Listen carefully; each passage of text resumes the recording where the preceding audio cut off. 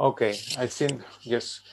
We have been waiting for Hamza Belfik and Hamla Kwafas, the speakers of the paper International Investment in a Post-COVID-19 World, the Role of Institutional Polity, but I think that they are not here with us.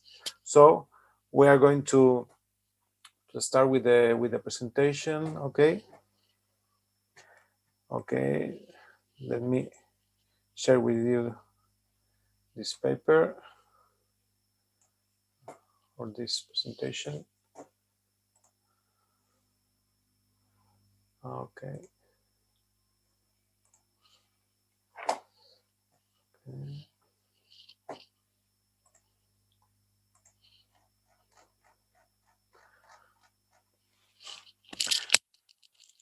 Okay, good afternoon.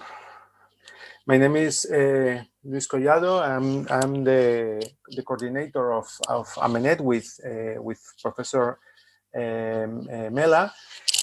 In this session entitled "The Impact of COVID-19 and the Environment," I will act as moderator. So first of all, I would like to welcome and thank the speakers and the participants for being here. Although COVID-19 generally appears in the public debate for its effect on health and economic activity, we must not forget the links between COVID and the environment. They are very important, and these relations manifest themselves on two levels: at the origin of the disease, and in some of the consequences or effects that a pandemic is having on the environment, both directly and indirectly. And this fall, the European Environmental Agency released a report emphasizing these issues.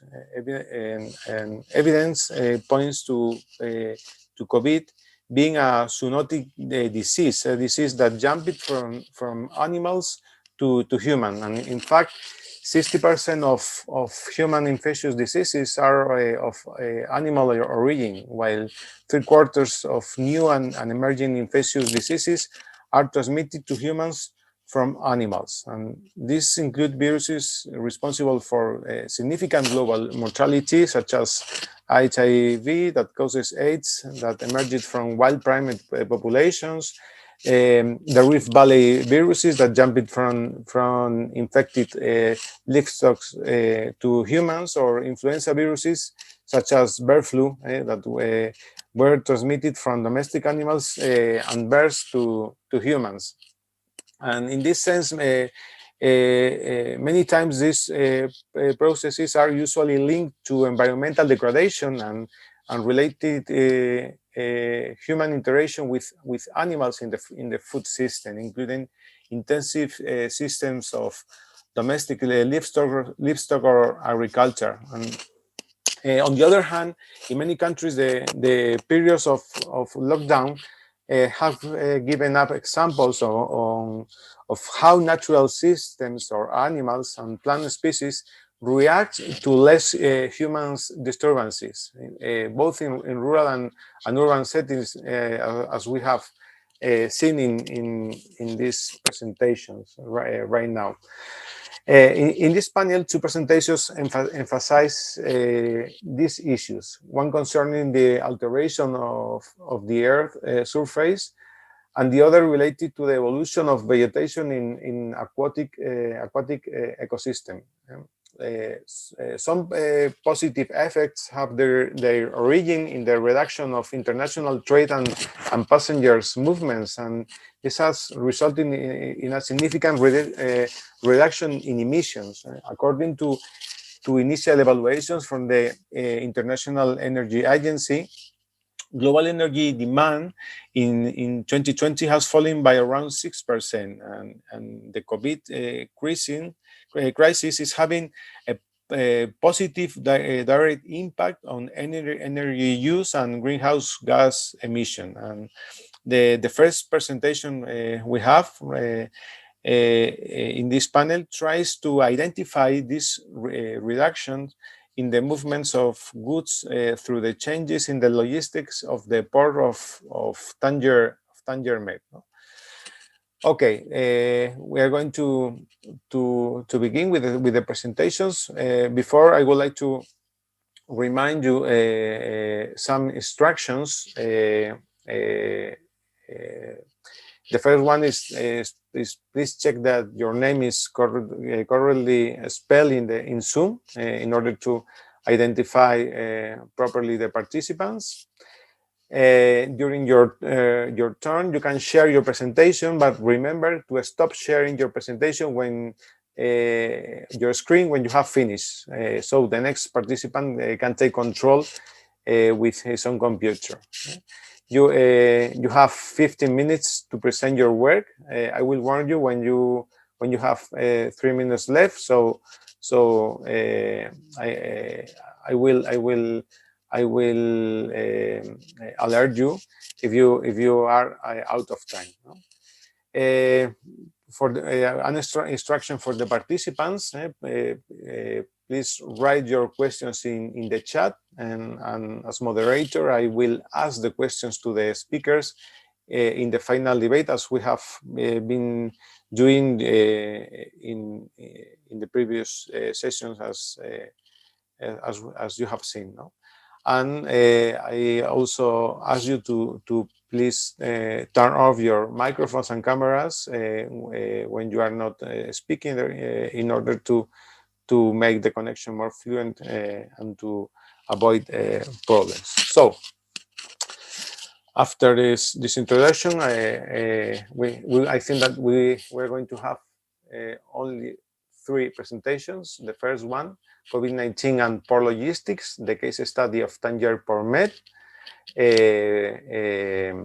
The second one is the wireless sensor network monitoring system for tracking post-COVID-19 in restored water bodies vegetation. And the last one, the impact of COVID-19 induced lockdown on the land surface temperature in Casablanca, Morocco. So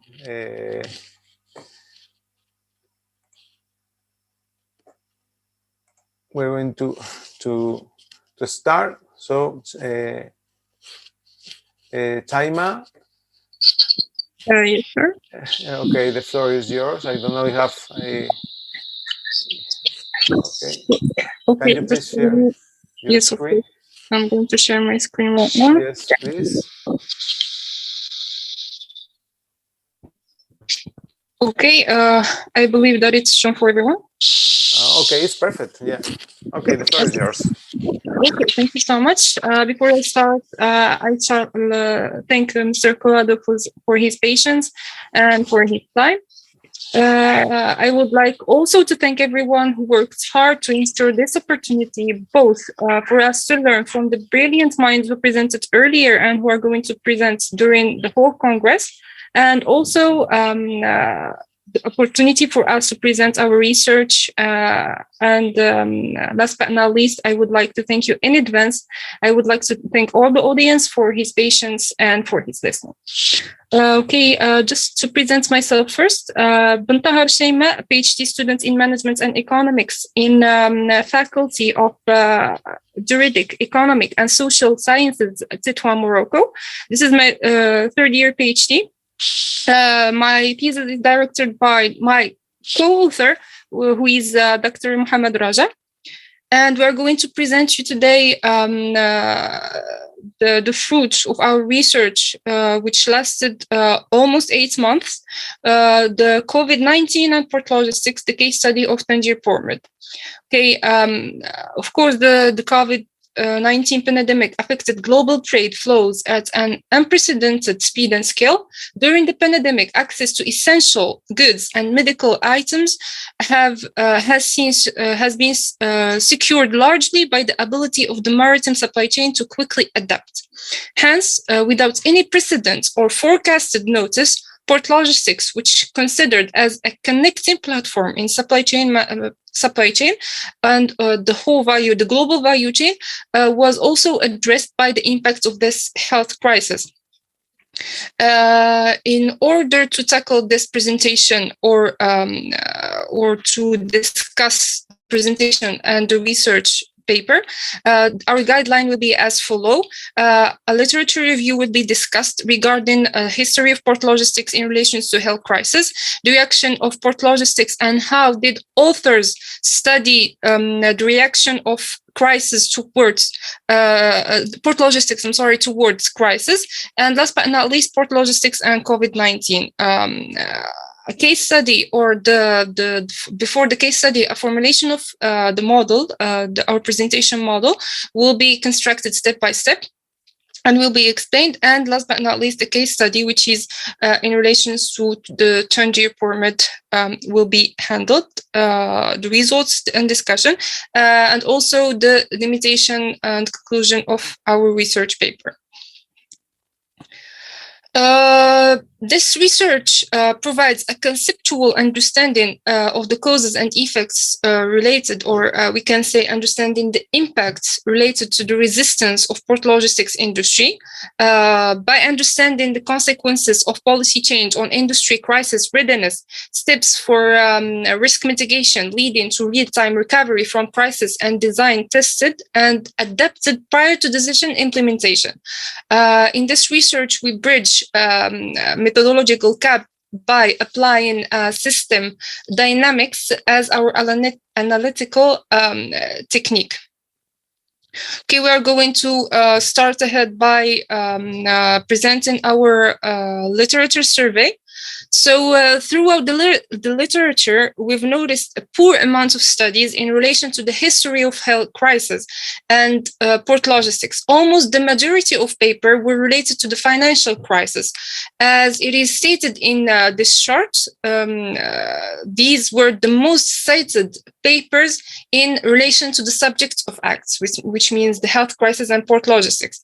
The authors adapted three different methods in order to either assess the impact of a health crisis on port logistics, or how to confront and manage the risk of this health crisis. It's either system dynamics, benchmarking, or the approach of following and evaluating.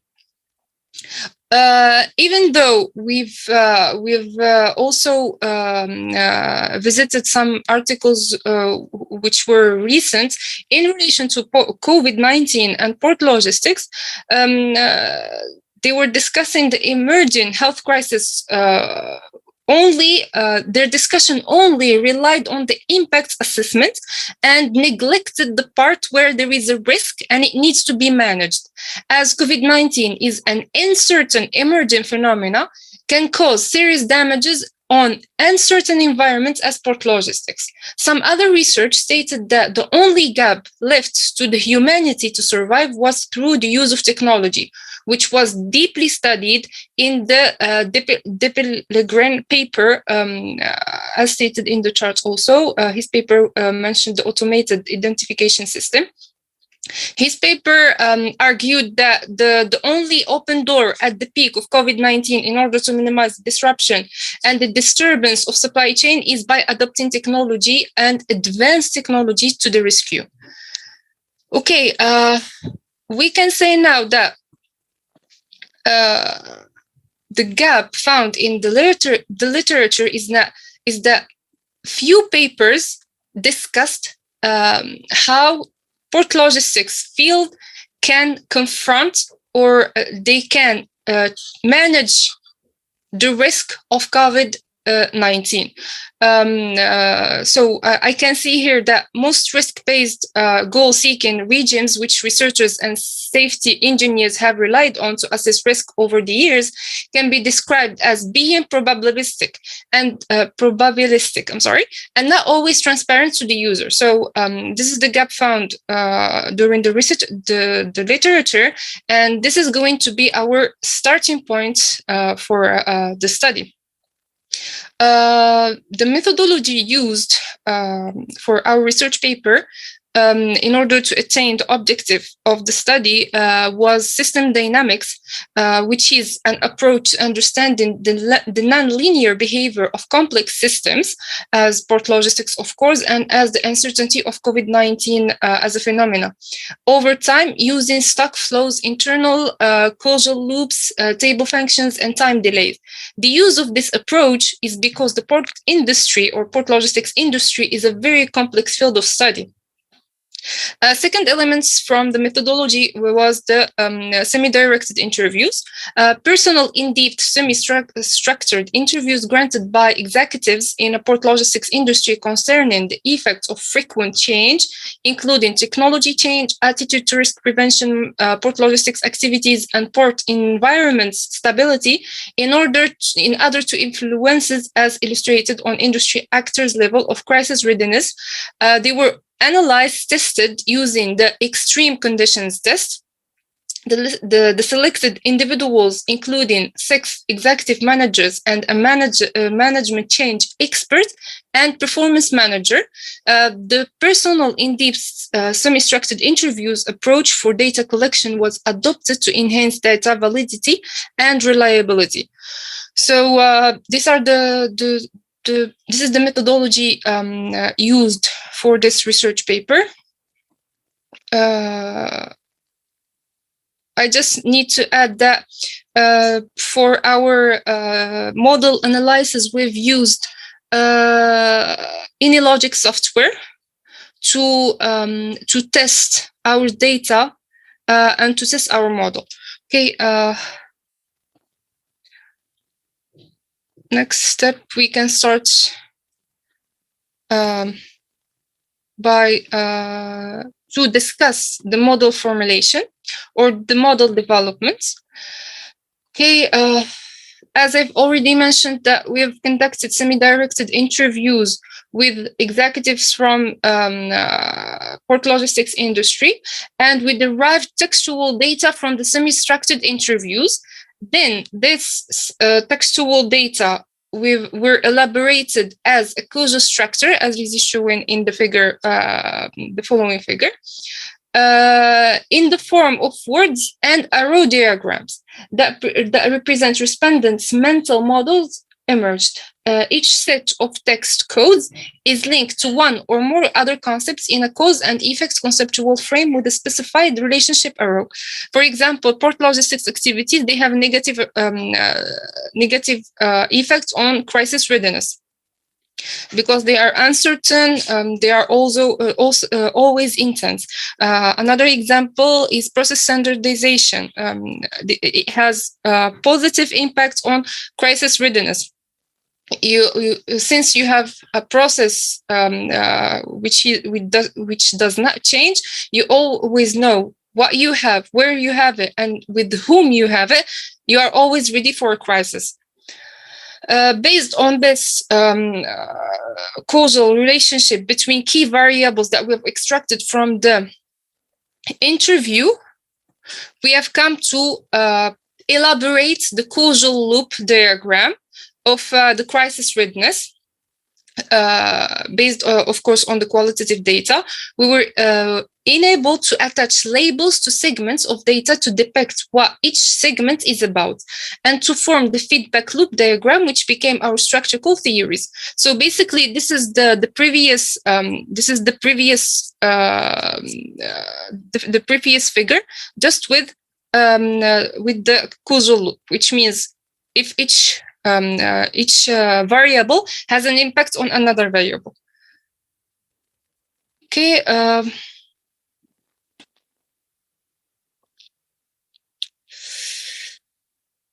Here we have selected crisis readiness and process standardization as the stock, because I've already mentioned that we are going to use system dynamics as our methodology. We have chosen the crisis readiness and process standardization. They are in the middle as the stocks. The double arrow lines represent the rates of change or flows of the stocks. and any other variables as internal variables. So our two main variables in this case are crisis readiness and process standardization. I've already mentioned in the beginning that we've used Anylogic software. We engaged Anylogic software to build a causal loop structure from the basic causal links. The causal loop suggests that to increase our level of crisis readiness, we need to improve technology. However, increasing technology can reduce environment stability. A stable environment may encourage more port logistics activities, which subsequently reduces the level of crisis readiness. The overall polarity of the loop suggests a reinforcing of self-sustaining causal loop, which indicates that an action can produce results which influences more of same action. It's either growth or decline in the future unless a solution is found to stop the recurrence. From the above relationship, we argue that levels of crisis readiness and environment stability interdepend on each other directly or indirectly. Two or more of such causal loops were joined to form the causal loop mapping. Okay, what we are seeing on the screen is the causal loop mapping. I've been explaining the relation between the arrows and each variable apart. Now that we have our causal loop mapping, we need an equation in order to test these variables and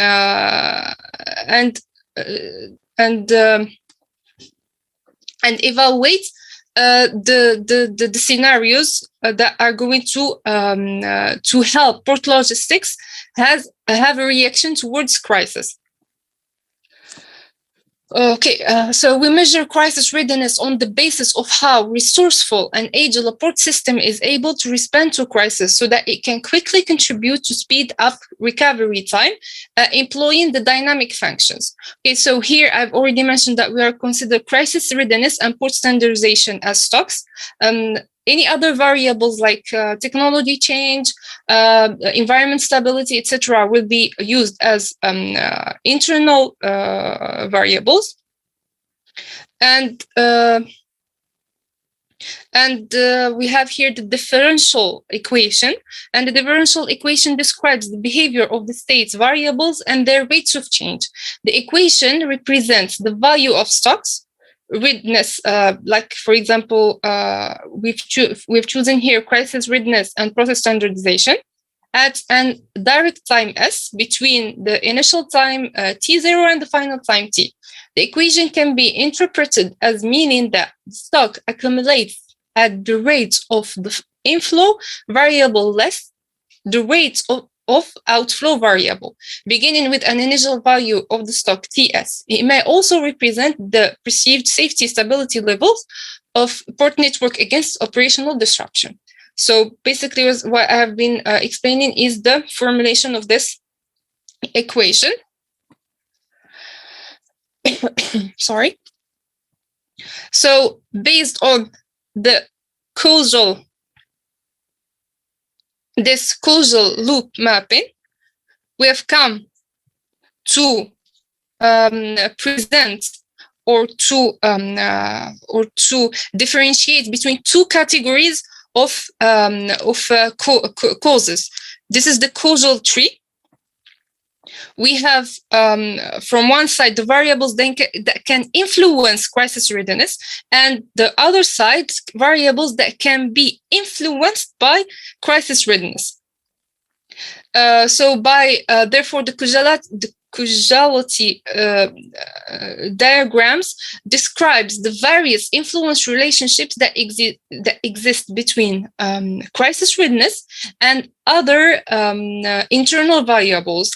The level of crisis readiness is directly influenced by its rates of increase or decrease, each of which are also caused by other internal factors.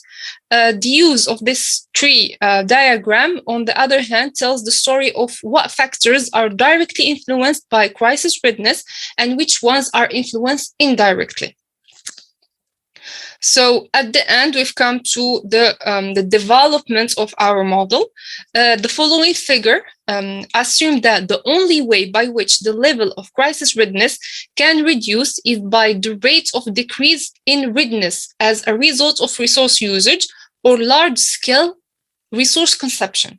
For the purpose of disturbance management in the logistics chain, such change might rather increase the rate of outflow or constrain the inflow, a phenomenon which tends to reduce the amount of already accumulated stock and subsequently makes the system more vulnerable to risks, slow to respond to disturbance, or even become non-responsive to future risks or crises. We also conceive crisis readiness as a state of readiness or alertness leading to port actors acting promptly and decisively accurate at a particular time, such we have here COVID-19, to save a crisis situation. The concept is perceptual. The actual state of readiness cannot be valued or ascertained with any certainty prior to the occurrence of an event, neither can it be quantified. Okay, now that we have constructed our model, our case study will be based on this model, and we'll be testing the equation using the equation in order to depict the scenarios of COVID-19 and the reactions of port logistics towards this crisis. First of all, I'm going to have an overview regarding the environment of the study. So the study was conducted based on the case of Tangier Pormed after the peak of COVID-19. Tangier Pormed is a Moroccan terminal container considered as the largest port of the Mediterranean and in Africa. So also, the time horizon for the simulation models is approximately 6 months, and the study took almost 8 months. Yeah, 3 minutes, please, for conclusions. Okay. Thank you. Okay, so basically, I will go ahead to the results. Just to remind you that we have already conducted semi-directed interviews. We have collected multiple direct impacts and indirect impacts. They were helping us in order to stimulate the reactions of a crisis towards from port logistics side. So the basis of the data collected in relation to our environment of research, we generated some initial values for parameters to allow manipulation and estimation for the next values as permitted in Earle's numerical approximation. So, for example, if we assume that a high value is 80% and 85%, for example, for forecast accuracy and resource availability, respectively, and reasonably low value will be 3%. Okay, just an overview or a brief result from the simulation. All curves appeared to be nonlinear. The trajectories of all curves show that crisis readiness rises gently, reaches to a peak, and remains constant within the same period. Both the inflow curve and outflow curve decline gradually to approach 0. This is in the following figure. So just to conclude, the study used the system dynamics, which was engaged in framing, understanding, and discussing this complex problem in the port logistics industry. Within the research time frame, attitude to risk prevention appears not to be responsive to extent of contamination or resource availability, perhaps due to the fact that we did not replace a delay, constraint, or attitudinal change. However, the variable is significantly responsive to forecast accuracy. We also point out that changes or variation in crisis readiness and risk status of entities may depend on the type of crisis, where it occurred, when it's occurred, how it occurred, and also resource availability, potential other factors specific to a particular crisis. So I've reached the end of my presentation. I would like to thank everyone for their listening. Thank you. Okay. Thank you very much for your interesting presentation. Now we have with us to Joseph Obusu. I think that you are from the University of Ghana, but I'm not sure. I know that you are from Ghana. Nevertheless, your presentation is titled Wireless Sensor Network Monitoring System for Tracking Post-COVID Restored Water Bodies Vegetation. Okay, thank you. Joseph Obusu, the floor is yours. Thank you, and good afternoon to everyone. I'm Joseph Obusu, as you rightly mentioned, from Ghana, but with the University of Energy. I'm with the Electrical and Computer Engineering Department. And I'll be presenting on the topic wireless sensor network for tracking post-COVID restored water bodies. So my presentation, in terms of the work, I did it with other colleagues of mine and 3 other students, Edo, Kevin, Sapon, and Tankwa Emmanuel. And that's the outline my presentation will take. I'm going to take a review of some literature, talk about the methodology, then the preliminary results, and then the conclusion, the references. All right.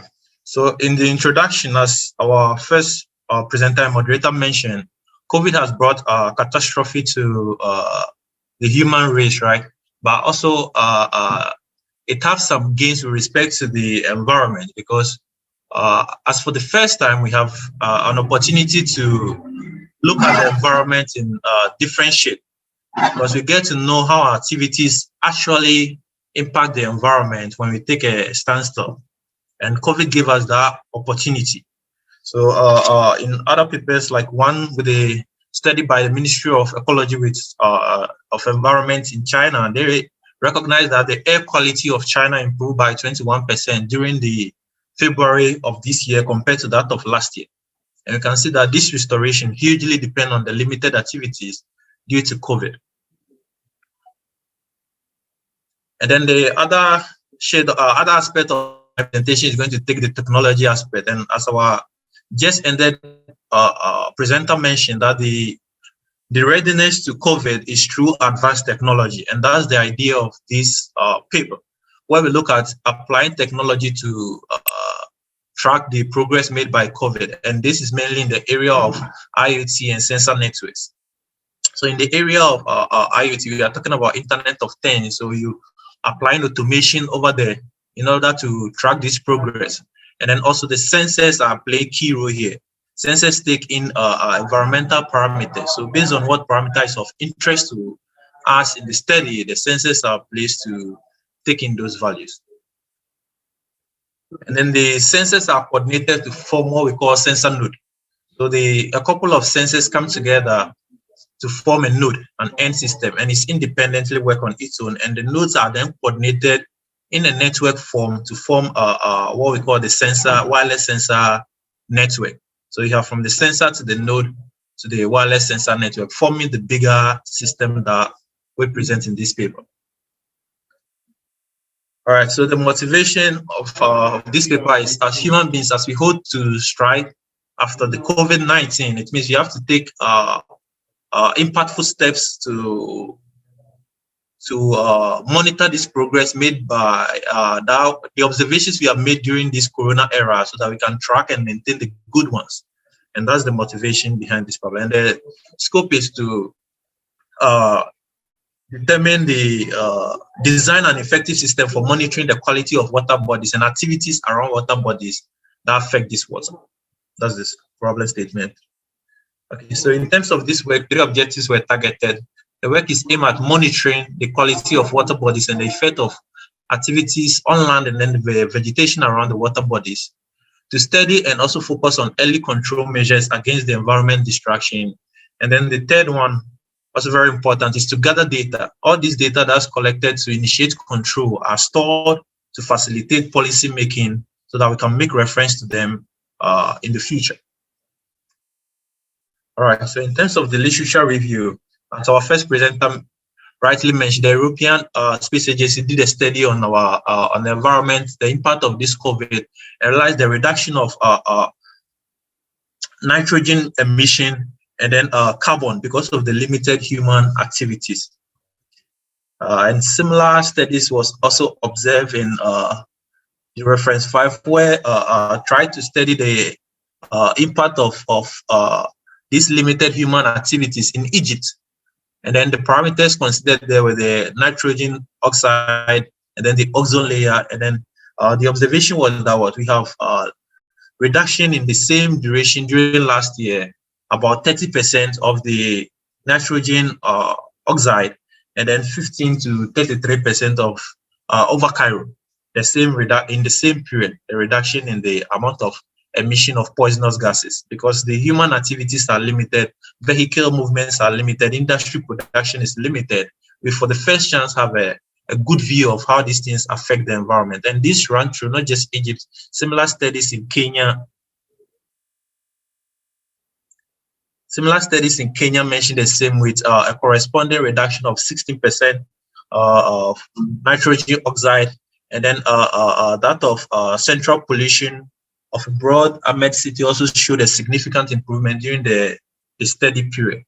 So if you look at the various papers that present these environmental parameters over various domains, from Egypt to Europe to China, and then other Africa countries, Kenya, you realize that there is significant reduction in pollution of water bodies, and then the environment, the air in general.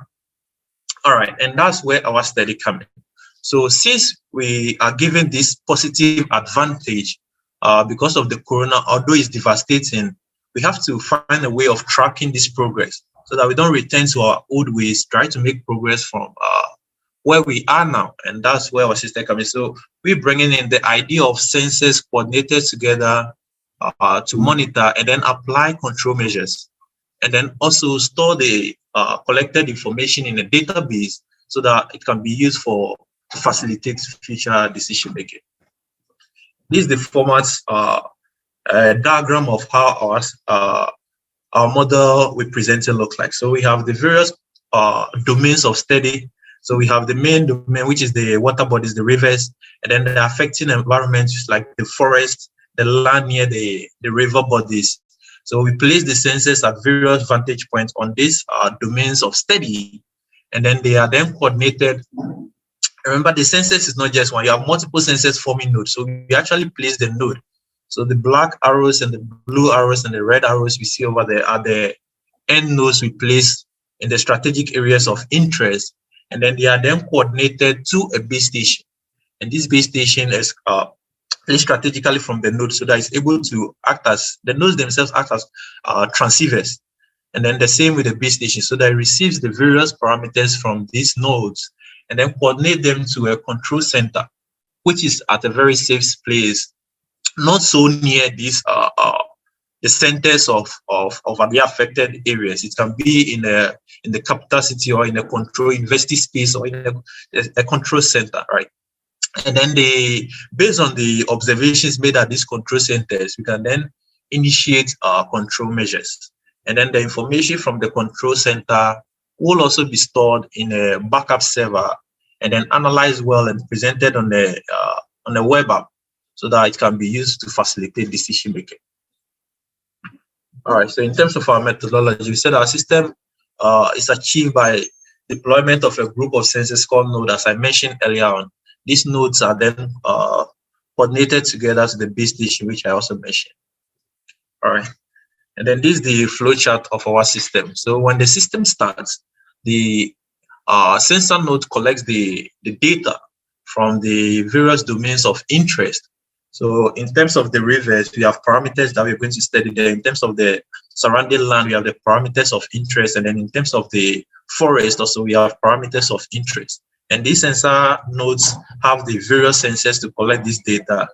The sensors are initiated, they collect the data. Their sensors, the nodes themselves are connected in a network, in a LAN network. And then this LAN network is then connected to the database, which then collects all the information from the various nodes. and then send it to the control center. And then from the control center, it's also sent to a server to be stored. And then from there, the values being stored, either a control measure is initiated or they are presented on the website for interested clients or shareholders to have a look at and take the appropriate decision. So you have a web app interface, you have a control measure interface, and then you have the backup server interface that stores the collected information. And then there's the flow diagram of our presentation. So that's our server. And then we have the control center, we have the base station, and there's a bidirectional coordination between the base station and then the control center. So there's a back and forth conversation. Same thing with the backup server. And then in terms of the parameters of interest, with respect to the land, we're looking at the temperature, we're looking at the smoke, we're looking at moisture content, we're looking at fire, we're looking at sunlight, and then vibration. And these things are particularly of interest because, for example, if you are dealing with mining communities in Ghana, what we call galamsey, where people do mining near water bodies and then destroy the water bodies, these parameters can give you a fair idea of what is going on around the rivers in terms of vibration, in terms of the sunlight, the heat around there, the heat signature, the moisture content. It will give you a fair idea of the activities that are going on near the river, and that will initiate early quick measures. In terms of the water, we're looking at temperature, we're looking at turbidity, that is the mudiness of the water, we're looking at the acidity. So in terms of water bodies, people do fishing with mercury, that's going to affect the acidity, the pH of the water, and this can be tracked and early decision being made. You look at also at the water level, so the rising tide can also be tracked, and that can avoid things like flooding and early decision making in terms of even fish farming, where you can get to know the parameters that are good for a particular fish and they are not exceeded. And that of the forest, we're looking at the parameters of interest are temperature, smoke, fire, the number of trees, where we use the RFID to track the various trees, and then their locations, so that we get to know if a particular one is moved or cut. And then you can also track the rain, where you have the sensor for rain measuring, also part of the node that is in the inputs in the forest near the various water bodies of interest. So the parameters is what is being presented here, that of water, that of the land, and then that of the forest. And then in terms of the control measures, we have based on the particular scope you're dealing with, you can first, the most important is to observe the various parameters from the various sensors. Once that is done, the control can be for example, Ghana, we have what we call the operation Vanguard, that's in charge of monitoring our water bodies against this illegal mining, which we call galamsey. So as part of the control measures, once these detections are done, you can initiate a galamsey control in an area of interest, and it means it's going to be precise because you know the exact area of interest, because the nodes always come with latitude and longitude. So each node have a particular precise location, so you know exactly where the measurements are being done, and then you can initiate controls at that exact point, so that you can initiate vanguard operation in those areas. That's one. You can also, in terms of things like fire in the forest or near the vegetation, you can also initiate calls to the right authorities to intervene in this fire situation, so that you can prevent burning of forest fires at their early stage, so that it doesn't spread. And then you can also initiate things like sprinkling from river bodies to, if you initiate automatic irrigation system with the right pump pressure, you can automatically even quench fires around these water bodies. And then in the control space, you can initiate measures also that are pre-put into the control system. And then as also part of the monitoring, the system have this flexibility of including imaging, where you can add drones and satellite images to the system, so that they also add as end nodes. So that based on the processing of the image from the drones and then the satellite, you get to know activities that are affecting these water bodies, all with the aim of keeping track of what we have achieved due to COVID, and then making sure we don't go back to the old system. So as I did mention, each of the nodes have an embedded GPS system in them, so that their latitude and longitude is known and their location can be told, and precise decision can be made with respect to each node. And then in terms of the control center that I already mentioned, we can initiate a whole lot of measures based on whatever information we collect from the sensor node to curb this effect on the environment. And then this is the prototype system that we designed for the land monitoring. So each section here, we have two nodes for the prototype system, two wireless nodes. So this is an isolated node. That is also an isolated node. And then this is the base station. So we have the base station over there. And then the various areas of interest based on what you are monitoring, the sensors are placed inside accordingly. And for the prototype system, we can have up to 100 meters, but based on a large scale implementation, we can have more distance than that.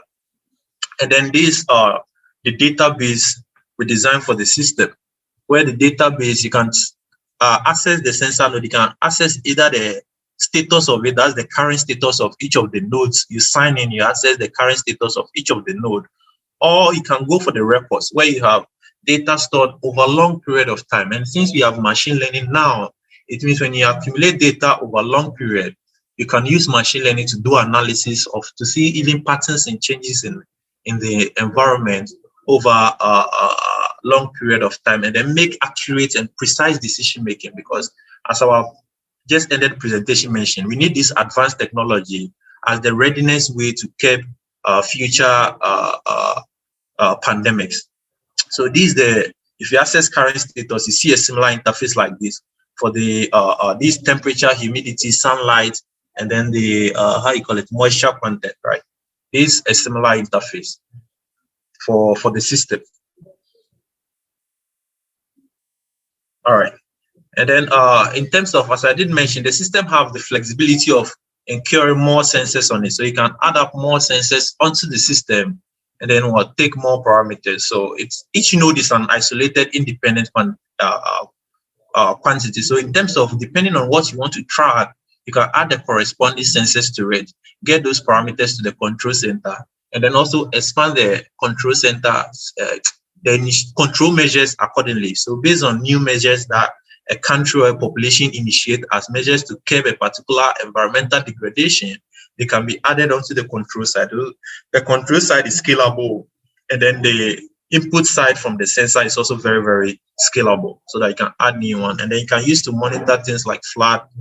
You can check, you can apply it in fish farming to see precise conditions that are good for aquaculture. You can apply it in precision farming, where we talk about farming with precise conditions of plants, and then you can use this to monitor and initiate those precise conditions. You can also apply it in animal housing, where you can make sure the animals, you monitor the parameters and then the conditions of the animals, and then initiate control measures accordingly.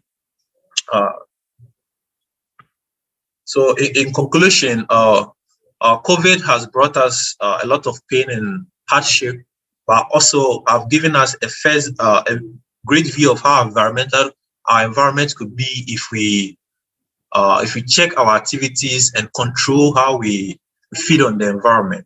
And as such, we can apply advanced technology such as wireless sensor network to monitor various achieved progress and degraded environment, and initiate according control measures to make sure we don't go back to the old and degraded environment system.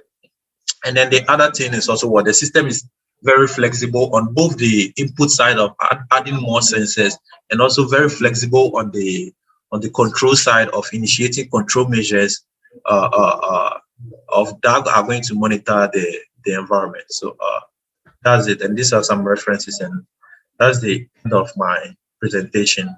Thank you. Okay, thank you, Professor Owusu. Could you please stop sharing your screen? Okay. Okay.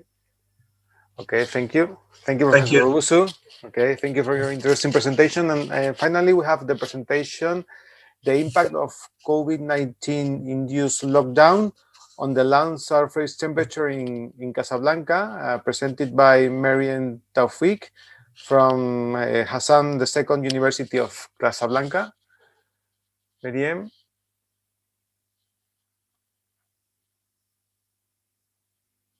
Are you here?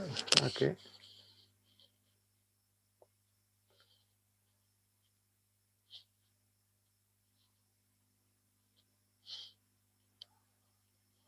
Okay, the presentation is loading.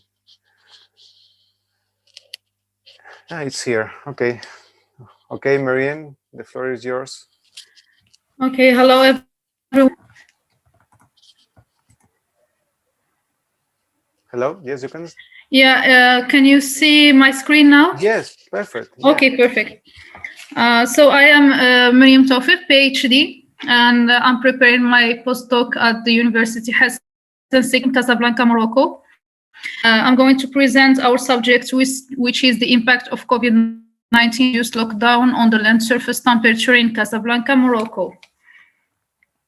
So first I'm going to start with introduction, then I'm going to introduce our study area, our methodological approach. I'm going to represent our results, small discussion, and conclusion. So the COVID-19 is one of the major pathogens that primarily targets the respiratory system that was first reported in the Yunnan seafood mines in the city of Wuhan, China. The virus had quickly spread globally on the world, and the World Health Organization upgraded the status of COVID-19 outbreak from epidemic to pandemic on March 11. The first case of COVID-19 in Morocco was confirmed on the 2nd March 2020, and the authorities have implemented several measures and imposed a strict curfew on the 20th March. However, the number of infections escalated rapidly after the easing of COVID-19 restrictions in the 23rd May. Although some studies have been done on the COVID-19 pandemic on ecology in some Moroccan cities, no research could be found regarding the effects of the COVID-19 induced lockdown situation, land surface temperature. Previous studies have shown more interest in air quality assessments, especially particulate matter, nitrogen dioxide, carbon, etc. LST is directly linked to transportation, industrial, and residential activities. The city of Casablanca is the economic. The city of Casablanca is the economic center of Morocco. Recorded the highest number of COVID-19 infections and fatality. The city remains the worst hit in Morocco till now. So this is our study area for those who don't know where is Morocco, Casablanca. So it's located in the central western part of Morocco, bordered by the Atlantic Ocean in the west. The city hosts the leading Moroccan companies and many other international corporations doing business in the country, as well as the main industrial facilities. This is our methodological approach. We first start by data collection. This study was produced in satellite data gathered from the United States Geological Survey. As you see, we used the 33 multi-date Landsat 8 images. This study compares 3 different periods, which are before, during, and after the 19-induced lockdown in Morocco. And in order to better understand the LST variation, images of the same periods were analyzed for the years 2016, 2017, 2018, and 2019. The LST, which is the land surface temperature extraction, was made using the following steps. So when we download the Landsat 8, we have different bands. With the bands used here is the TIRS data, which are thermal infrared, the band 10, band 5 for the near band, and the red band for the B4. So B5 and 4, we use them to get the NDVI, which is the normalized vegetation index. And the band 10 is to get the TOA, which is the top of the atmosphere spectral radiance. From the spectral radiance, we get brightness, temperature, and from the NDVI, we can calculate the vegetation proportion and also the surface emissivity. Then from the surface emissivity and the brightness temperature, we calculated the LST. As I said, we used 33 images. We did the same extraction of LST of all the 33 images. And then we get the LST result. So here is some details about how we calculate the spectral radiance, the brightness temperature, surface emissivity. So these are just the equations to get these results. Example here, to get the land surface emissivity, we have to calculate first the PV, which is the proportion of vegetation, which is calculated using the band 5 and 4 to get the NDVI. And on the NDVI, for the NDVI, you have the equation here. We use the band 5 minus the band 4 divided by 5 plus band 4. So this, you can find it in the literature. Those are some specific equations that we use in LST extraction. This is the final one, which is the LST calculated using the brightness, temperature, and the top of the atmosphere reflectance and the emissivity. So as I said, we did the same, equations. From these equations, we get the values of LST of all the periods for 2016, 2017, 2018, 2019. And also, for these periods, we made an average of the 4 years before 2020. And also we calculated the LST during the 2020, so which is represented in green. And then we can calculate the mean difference between the 4 years before and the LST during the 2020. It can be seen that the mean difference of the LST is not calculated for P4, P5, and P9 period because the data were not available, or there is a cloud, very interesting cloud cover. So we neglected these 3 periods, and we can't make interpolation because 5 will depend on P6, which is included in the lockdown period, and we can get errors and false results. So then we represented these results in this diagram. We can see that the average LST of 2020 is slightly higher than the average LST of the previous years in P1, P2, and P4. The difference here is 0.29 degrees Celsius, 0.84, and 5.53. In contrast, first period after lockdown, which is P6, we can note that the gap becomes larger, represented by 10.96 degrees Celsius difference. And the LST of 2020 tends to stay under the 4-year average LST till the end of the COVID-19 restrictions here in P11. In fact, the Moroccan government declared the resumption of some economic activities, and this resumption caused a heavy traffic in the metropolis, and traffic jams were noticed at certain crossings in the city. Therefore, the P11 is marked by a sharp rise in the LST of 2020, and the mean difference reaches 8.45 degrees Celsius. We can say that there is a noticeable correlation between LST variation and the COVID-19 induced lockdown during the 3 different stages. The aggregation of the mean LST before the application of the lockdown policy during the COVID-19 and the average of the same past 4 years on the same dates is illustrated in these maps. So as you can see, between the lockdown period here in A, which so we have A and B. A is before lockdown, and before lockdown, during lockdown, and after lockdown. A, C, and E, the average LST of the past 4 years. A, C, and E.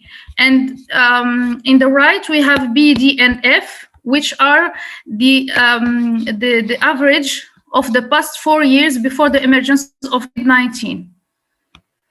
We can see that A and B are almost, while during the lockdown, we have noticed that there is more, it's more represented by green, map D, which means that the LST was more important during the 4 past years.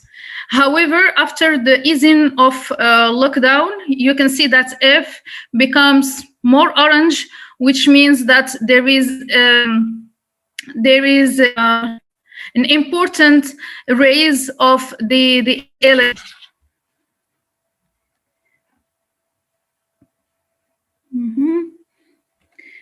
So as a conclusion, this research suggests that industrial activities, tourism, and transportation have severe impact on LST and indirectly on the environment. Therefore, in order to ensure favorable living conditions and the protection of the environment from negative effects of economic, industry, and other anthropogenic activities, the LST factor must be considered when planning land use. So this parameter will contribute to an effective management of urban areas. So thank you for attention, and I look forward to your questions. Okay, thank you. Thank you. Okay, could you please stop your presentation? Okay, we encourage you to ask your questions in the chat for the final discussion if we have time. But now we have with us to Hamza Belfik, that he was here in the chat with us, and it was the third presentation. Could you please share your screen if you want? Oh, yeah. Okay, it's here. Okay. Okay, I think we will not have enough time for questions, but you can write them directly in the chat, and we can send them to the speakers in order to give you an answer through email or other way. Okay, thank you. Hamza Belfik, the floor is yours.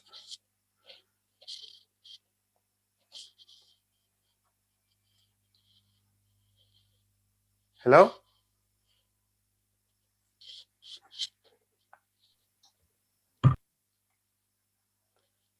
Hamza? Yes, sir. Okay. Yeah, thank you very much. Okay, you have 10 minutes, okay? Thank you, sir. Thank you. Yeah, so thank you very much for giving me this opportunity to take part in this really important international event. So I shall introduce myself very briefly. My name is Hamza Belfik. I'm a PhD candidate from Morocco. And this presentation will be about foreign direct investment in a post-COVID world. So what institutional role and what's the role that can be played by institution into helping the economy to take off? So here is a quick summary of my intervention. So first off, we'll start with the context of the COVID-19.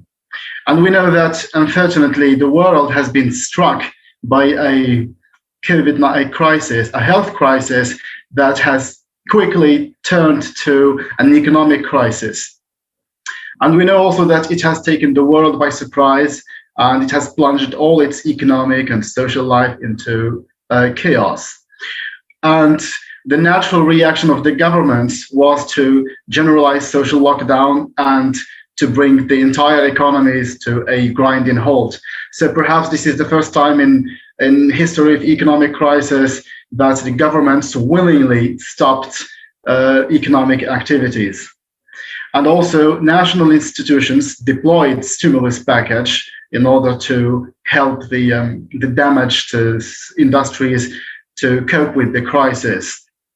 But the problem is that the pandemic has also scrambled cross-border investments and also planned investments due to the increase in uncertainties. We know that a particular features of economic crisis is the uncertainties. And we know also that whenever there is uncertainties, in international investment stops.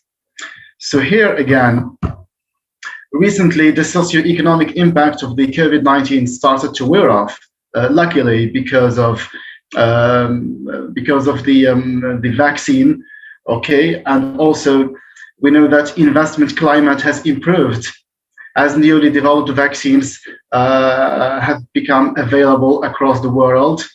But nevertheless, the crisis has revealed how important it is for countries to have sound institutional framework. I mean, one of the things that the crisis has revealed is the weak institutional framework that failed or almost failed to cope with the consequences of the COVID-19. And also, we know that the economic literature abound with evidence of how sound institutions play an important role in efficient resource allocations, and also it enhances the absorptive capacities by local industries of foreign technologies and managerial innovations. Next, also, first, since this presentation is entitled International Investment in a Post-COVID World, and it focuses on institutional quality. And by institutional quality, we mean an element, a non-economic element, because we know that we have been approaching international investment mostly through economic indicators like the size of markets, like investment and income and so on. But we seldom approach international investment through a quasi-economic element like institutions, like the quality of institutions. So first we'll have to define what is an institution. And here we pick up the definition of Douglas North, who defines institutions as the rule of the game in a society or the humanly devised constraints that shape human interactions. So we know that institutions organize people's political and social and economic lives. And these institutions are of two kinds. They can either be formal in the forms of written codes and rules, like, for example, the Constitution, or they could be informal in the form of unwritten codes, like the conventions and the codes of conduct. And also, institutions, they are different from organizations. Here, we need to make this clear distinction between an institution and an organization. But provided that both of them constitute the structural framework that shape human interactions, however, institutions are considered as the rules of the game, and the organizations are the mere players. And institutions are important for the economic cost function because they affect the way transactions and transformations are conducted in an economy. So for instance, whenever there is a country that has sound institutional framework, that very sound institutional framework helps reducing the cost. And here, by cost, I mean, most importantly, the cost of uncertainties of the economic environment. So here, briefly, the problem statement is the following. Foreign direct investment is an important recovery tool, especially in the context of a financial scarcity due to the COVID-19. And recovery will take some time, as international value chains will take also some time to be restored to its pre-COVID-19 levels. And with foreign direct investment getting ever scarcer, competition among governments will increase in at least some major institutional areas. But here we are going to focus on two institutional areas. The first one is the size of government, and the second one is the legal system and property rights.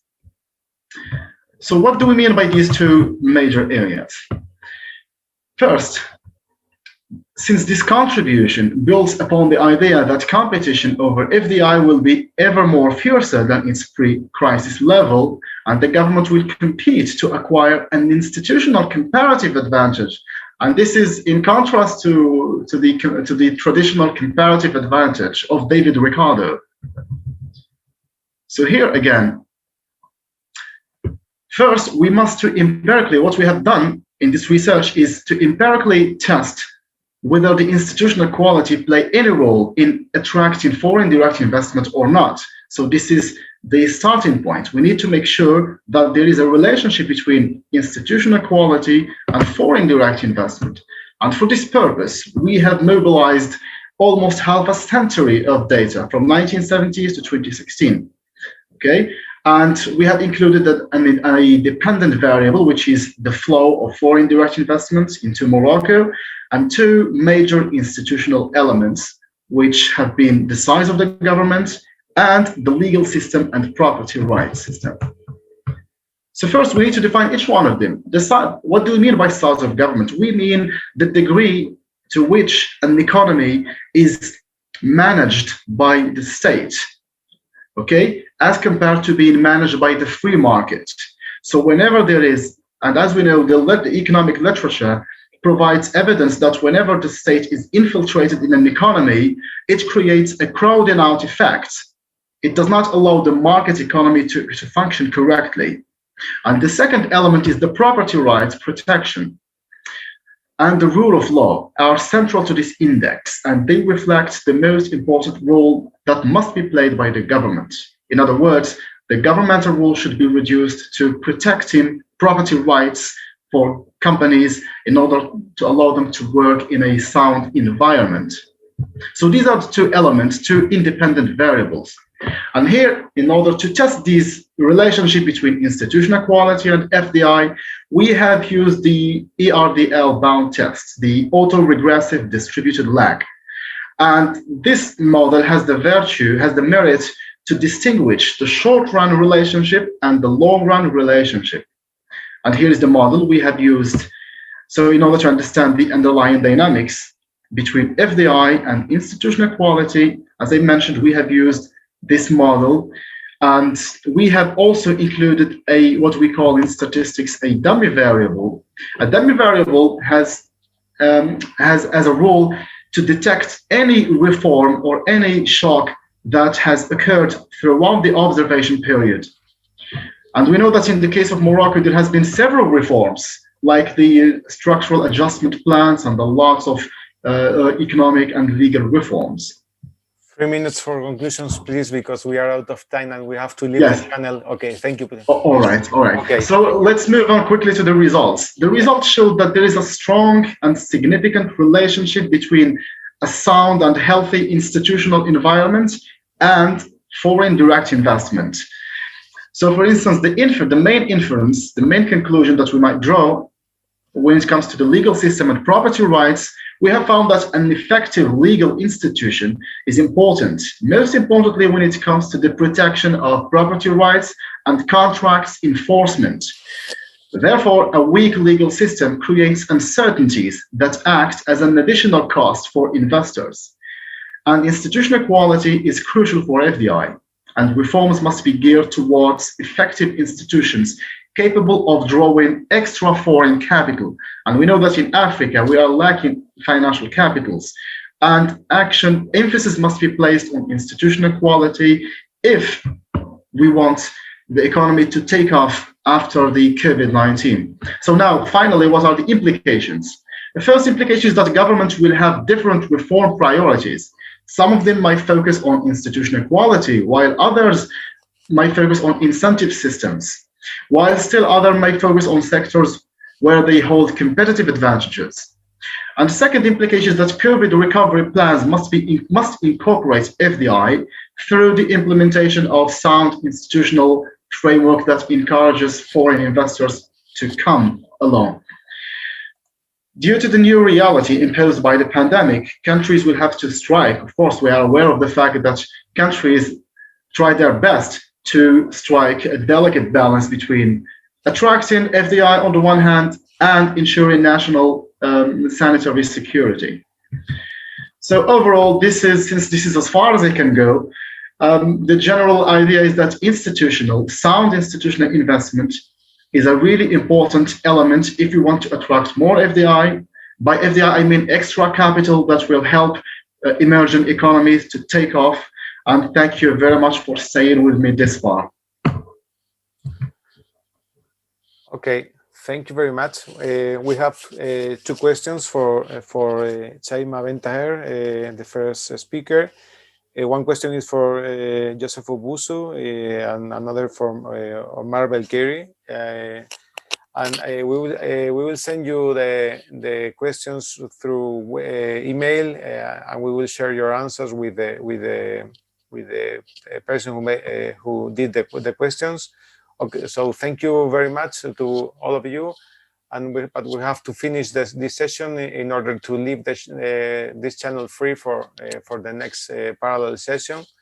Thank you very much for your presentations, and see you in the next one, in the following one. Okay. Thank you. Thank you so much, sir. Thank you, Hamza Balfik. Thank you. Thank you, sir. Thank you so much. Thank you. Thank you for all. Thank you, Marian Tafik.